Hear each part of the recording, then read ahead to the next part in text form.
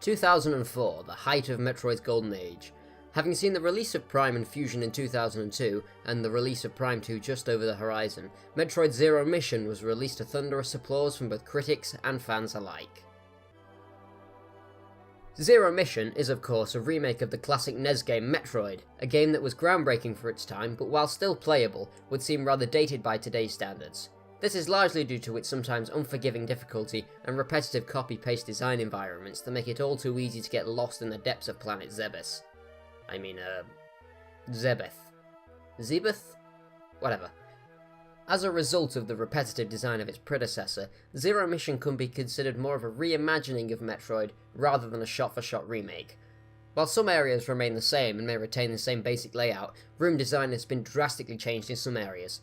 This can be seen in areas such as Kraid's Lair, where once were repeating rooms are now areas with unique layouts and added mechanics such as the speed booster launchers and the overhead rail systems. These things add an extra element to the puzzle solving in the area. There are even new mini-bosses added to Zero Mission, such as the King Worm in Brinstar that shifts locations if you fail to beat it, and the Acid Worm in Kraid's Lair. The gameplay has also seen a shake-up in Zero Mission, following now a similar format to Super Metroid's progression system, at least for a player's first run-through. Whereas the original Metroid opens up almost entirely after obtaining missiles and bombs, Zero Mission attempts to guide the player along a set path by initially only allowing players into certain chunks of different areas and through the use of the new Chozo statues, which point the player in the general direction of the next item. This path, however, can be broken if you know where to look. This serves to reward returning players with early upgrades and multiple different progression paths. For example, after obtaining the Ice Beam, the game will guide the player to Kraid's Lair. However, there is an area at the top of Norfair where you can access a vertical shaft that grants early access to Ridley's Lair, the Wave Beam and High Jump Boots. Another example will be the use of bombs to acquire the Varia suit early, allowing safe travel through acid and access to heated areas in Norfair.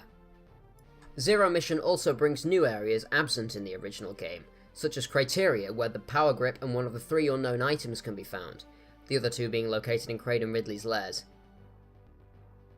The game doesn't even end after the defeat of the Metroids and the Mother Brain. Instead, there's a whole new epilogue where Samus loses her power suit and has to evade Space Pirate capture, before being rewarded with a new power suit and being granted access to the unknown items collected earlier in the game.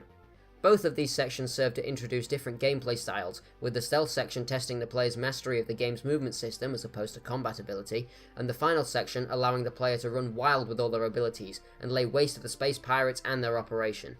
You can even access earlier areas of the game, which can allow the player to access even more power-ups that were previously unobtainable. In case it wasn't clear at this point, I think that this game is absolutely superb, and I hold it in as high a regard as Metroid Prime and Super Metroid.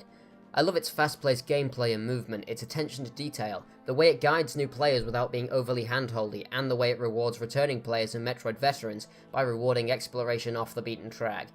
Critics of this game often like to give its short length as a negative point. I, however, disagree.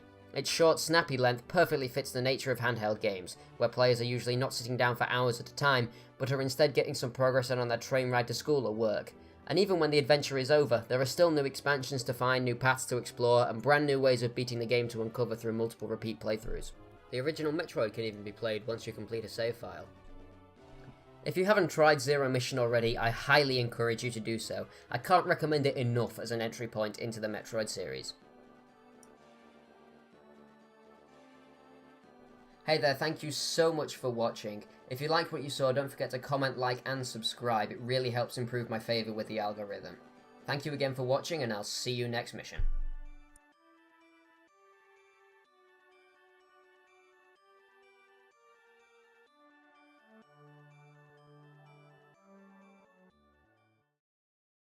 Engage Ridley, motherfucker!